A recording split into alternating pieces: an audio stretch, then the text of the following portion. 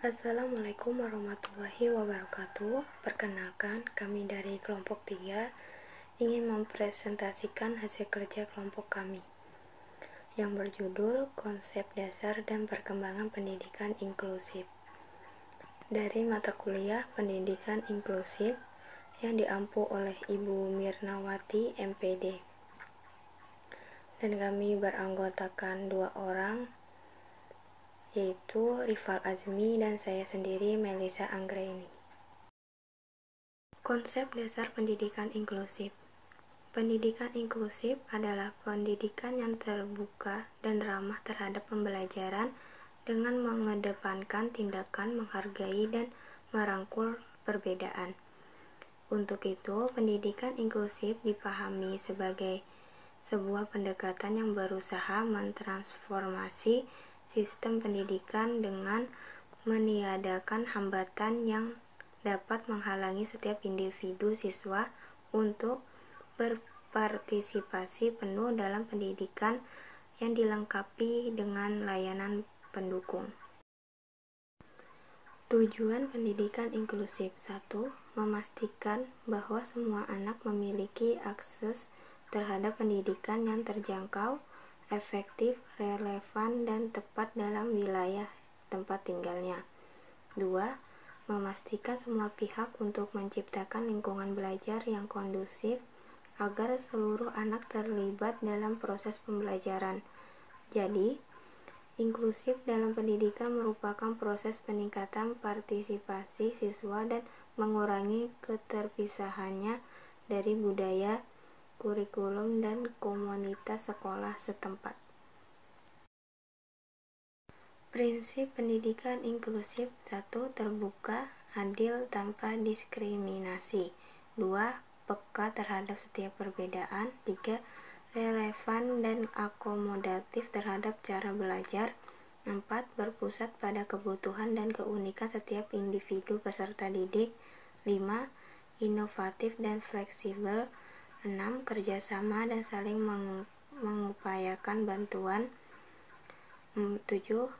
Kecakapan hidup yang mengefektifkan potensi individu peserta didik dengan potensi lingkungan.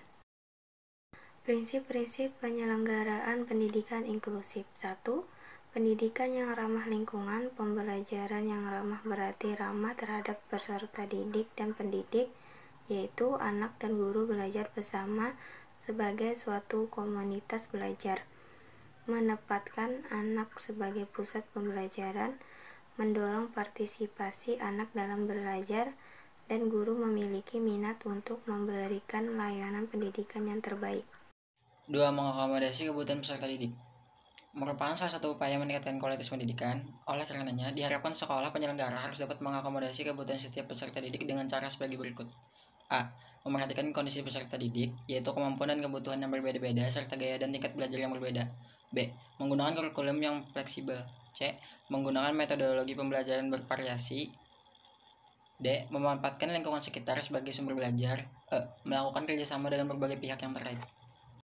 3. Mengembangkan potensi peserta didik seoptimal mungkin, agar peserta didik yang memiliki hambatan dapat mengatasi masalahnya dan dapat mengikuti proses pembelajaran sesuai dengan kebutuhan dan kemampuannya.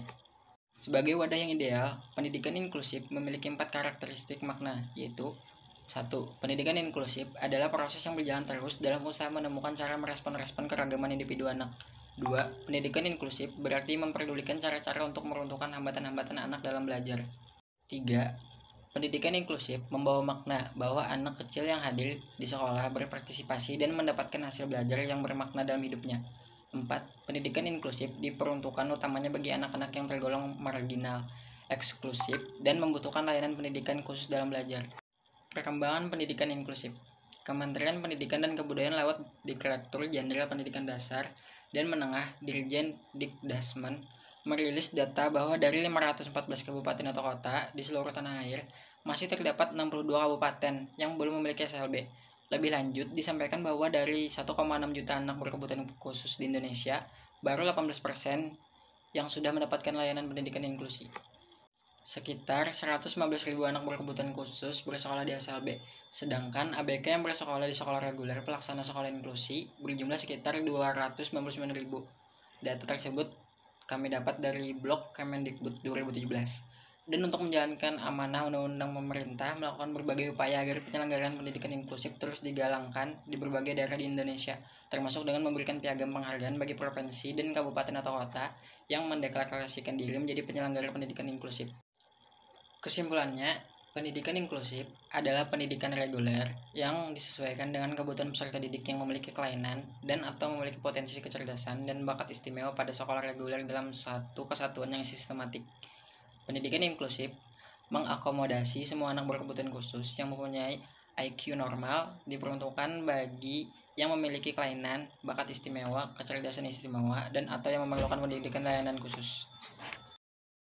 Itu yang dapat kami sampaikan pada presentasi kami hari ini.